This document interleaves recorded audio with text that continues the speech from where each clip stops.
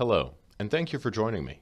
In this video, we'll be covering the Advanced Security module and how to set up custom security levels. We'll also review assigning a user to a custom security level.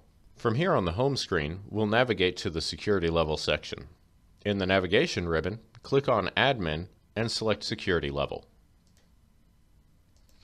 Here on this screen, we can see all of the currently available security levels. You can also see that we have several security levels that are non-standard in here already. For information on the standard security levels, please see the video titled Users and Security Levels. For our purposes today, we're going to be making a brand new custom security level, and we're going to start off by pressing the Add New button. On this screen, you'll be able to name the security level and provide it a description. You can also choose an existing security level as a base or starting point.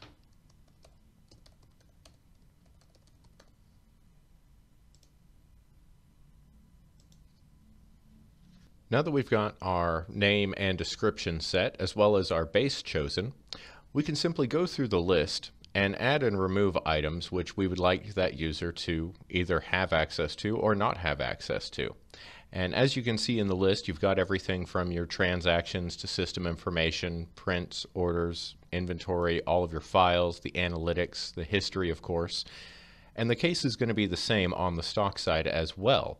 So it really just depends on which side of the software your organization uses, whether it's asset, stock, or both.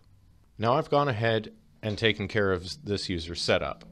What I've done in here is I've gone through and I have limited their access so they can get in and view the assets and locations.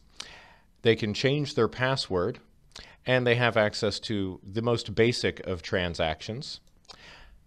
And I have done the same thing here on the stock side, where again, just the simple transactions, the ability to change their password, and then the ability to see the stock items and the locations.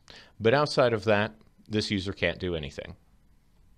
So now we're just going to save and close the record, and then we can apply it to another user.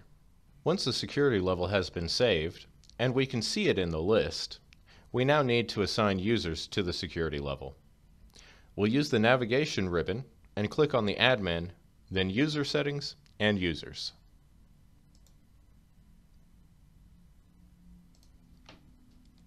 Alright, so now that we're here in the Users, let's find a user that we need to put into that group. So let's come in here and we'll double click the user file here to open it. With the user record open, we can now click on the User Info tab. And now we can scroll down the security list and we can see our newly created security level at the bottom. We'll now select it and press the Save and Close button.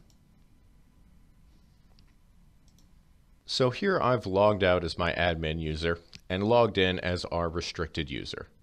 And now that we've done so, you can see the effect of what we've done. So now all of the files, the limited transactions, the history, the ability to simply get in and change their password, that has all been set up on here. And whether they're actually using the web interface like this, or if they're using a mobile device, the same restrictions will be present. And that's all we have for today's video. Thank you so much for joining me.